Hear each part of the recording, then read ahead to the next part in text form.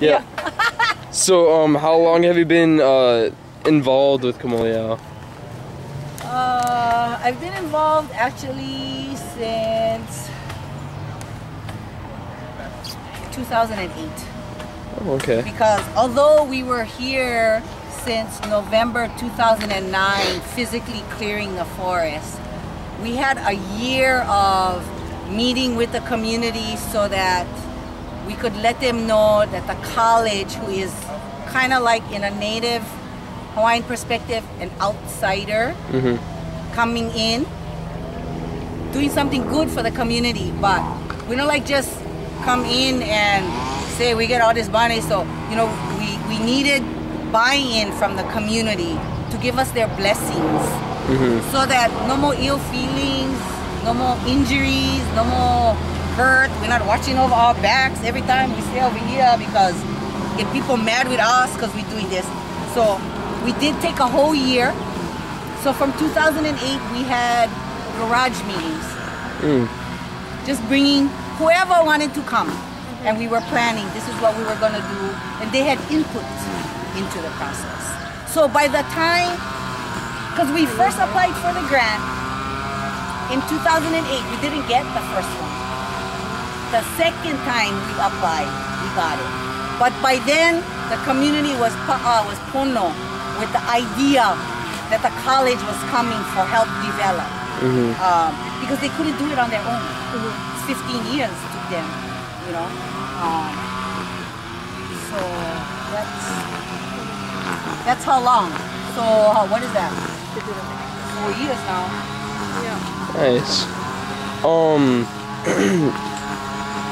What kind of groups come to Kamoleao? Okay, we have our main driving force of labor is the Halinani inmates. That's the incarcerated. So, not by design, we're turning out to be a place where our incarcerated brothers actually reconnect with the Aina and are led to believe that they have made mistakes, but when they're ready, they can always come to Kamoleao to get reconnected. And via Kamoleao, we've actually had about 8 inmates over time are now enrolled in college. Nice. At Hawaii Community College. Either in food service, administration of justice, substance abuse counseling, the trades program. And then during the summer, we usually have youth through Alulike, and when I say youth, it's ages 14 through 23. This summer, we've been blessed with an additional youth group, which is coming to us from Youth Challenge. And Youth Challenge is they call them at risk, but I call them at promise. They're at promise kids that need a military structure, and they're housed up in the old Kulani prison. They're coming to give back to the community in June. This is for the first time. Last summer was the first summer we had a group of Alulike, and they stay with us for 4 weeks. It's a work experience. It's for them to practice showing up on time, bringing lunch, getting to know other youth, how to work side by side, even if they get under each other's skin. Because when you go out in the workforce, you gotta learn how to get along with everybody. You don't have to like them, you just gotta learn how to tolerate each other, yeah? Yeah.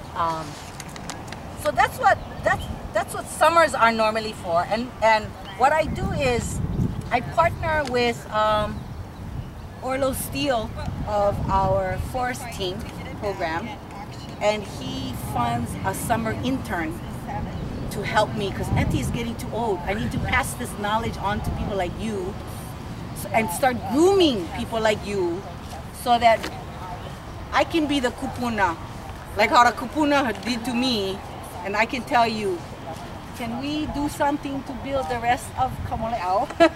Yeah. Nice. So, and then during the school year, we have senior citizen groups that come not to do work, but it's more education and awareness that we do. And so we have kupuna that are willing to, they come over here, we teach them about how to cultivate kalo. They take things with them, and just by doing that, they share with us what they're good at. And we have an auntie from a senior center, Kamoleao Senior Center, that does lauhala weaving. We provide her bundles of lauhala leaves for her to do weaving with the senior citizen. When we ready and we start having classes, she said we can call on her anytime. She'll come and do workshops for kids to teach the weaving. Nice. In addition to that, we have groups from various high schools that come visit us. They arrange a tour. They say, you know, we see your garden. Can we come? And can you give our children a tour? So we've done those kind of partnerships too.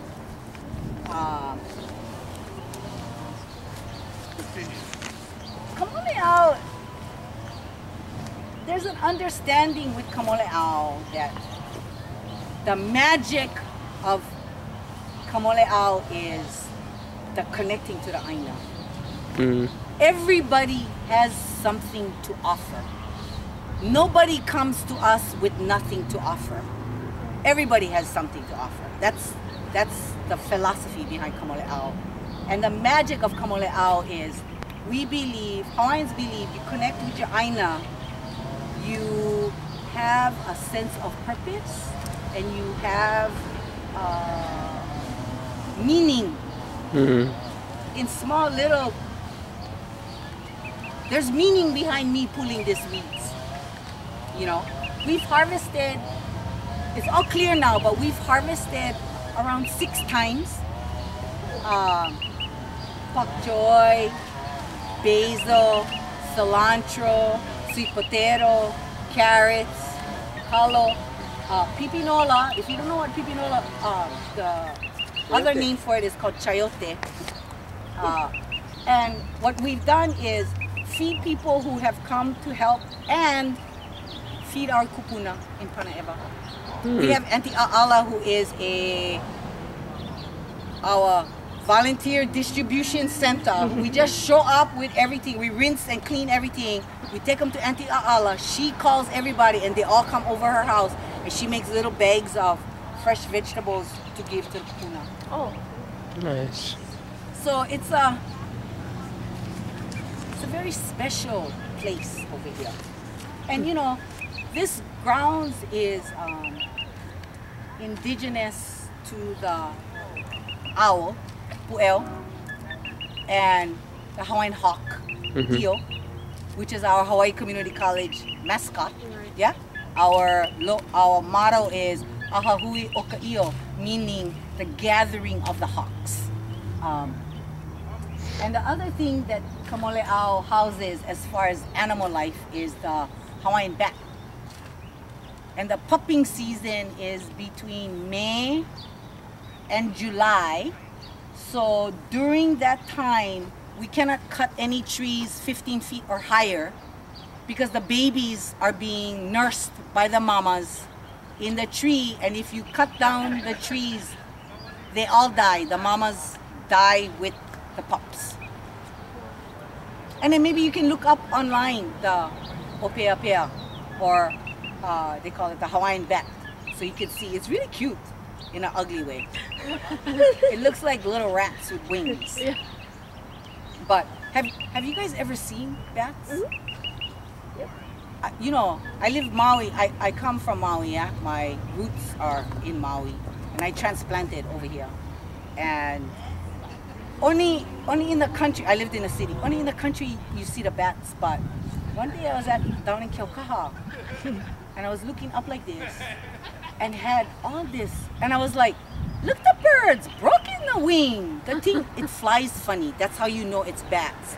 Birds fly really smooth and flowing, right? Like the hula. But bats fly like they get one broken wing, you know, they kind of, Jittery and you know, spasmodic. and that's how you know that that's the Hawaiian bats, because they fly funny kind. And that's how I learned what it was to begin with. I didn't even know we had such a thing.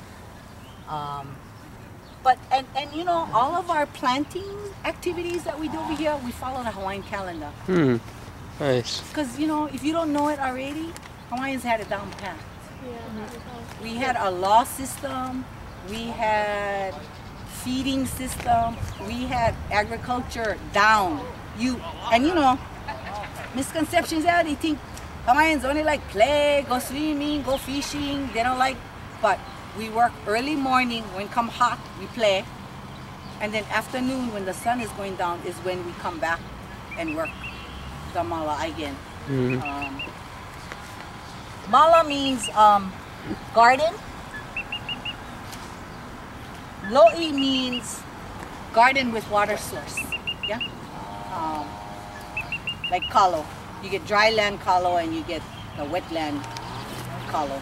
Over here is dry land because we don't have a river or stream to feed into our gardens. This here is called a keyhole garden. If you look at it from this angle, it looks like a keyhole. And it's actually designed to be concreted. It's actually designed to be concreted here so that people handicapped can come with wheelchair. And you can reach from here, or you go with your wheelchair and you go in here and you can reach this side. So you can not only cultivate but harvest. And not only handicap but kupuna. So nuni ben, yeah? You know, it's all reachable. Usually our summer groups come and plant. And then part of the reward to them is they take home what they plant and harvest. They take them home to their parents. And then I take pictures and we put together a PowerPoint. And then at the end of our journey together, we do a paina with all the families. And then we do the PowerPoint so that they can see what their kids did with us while they were here. Nice. Chris Jacobson, who's our egg professor, does hydroponic activities with the 2-liter bottles so that people can do at home. Like lettuce? Yeah. And we make ginger ale out of ginger from scratch. So we incorporate math, 1/4 cup of this, 1 cup of that. We triple the recipe, so they gotta know how to multiply fractions. So there's an academic embedding of academic learning with sustainability, how to grow things and prepare it so that you're not spending money. And you know what? The ginger ale was so ono, way more ono than the one that you buy in the store. Way more ono. And he uses, you know, sugar cane that they would plant on campus, not refined sugar from Walmart. Yeah. So this year we hope to offer to the youth, and you guys are welcome to come, you know. You don't have to come on a regular basis. You guys like just pop in and hang out with us for the day, that's fine. I'm gonna teach them backyard composting and worming, how to cultivate your own worms at home. But if you don't know, going back to this keyhole garden, it goes all the way around Yana Trail. And this here is where you throw your rubbish and your green compost. Of course, the sweet potatoes are growing over it, but I love this. Chris Jacobson last spring used his landscaping class to do this. And all the rocks is from here. All the mulch is from here. We didn't bring hardly anything in, aside of maybe some natural fertilizers to kind of get the pH and the fertilizer balance so that things can thrive. But this is transplanted. This was all over here. But we harvested and then we went plant shoots inside here. This might be ready for harvest pretty soon because where there's flowers, there's potatoes underneath. And what's the future? You know, the future of Kamoleao, once we get the certified kitchen built,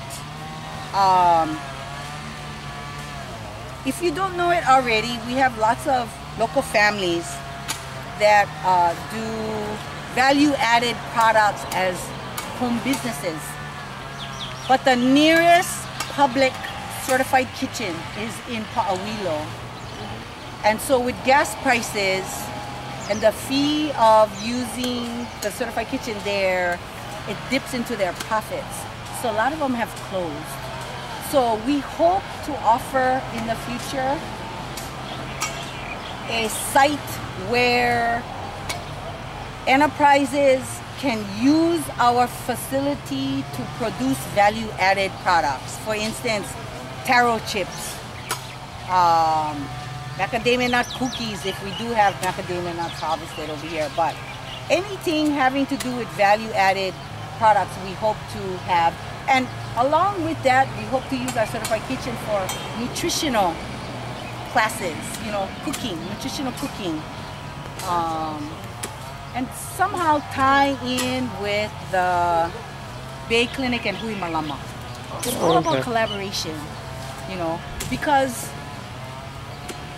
the economic times are hard right now. So people have to be innovative and resourceful and bring their resources together, you know. For now, we are not doing the classroom, but we already know we're gonna put up, you know, like those, they're called coveralls, you know, like the aquaculture farm down in Keaukaha, those white, we're hoping to have something like that so we can have like a classroom without walls.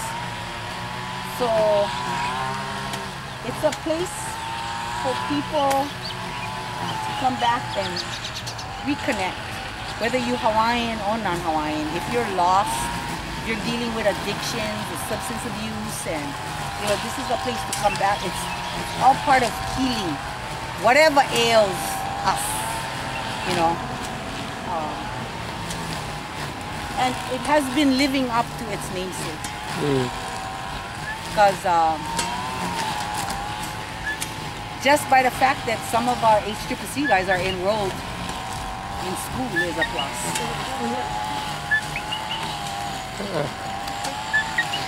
Thank you. You're welcome. Yeah.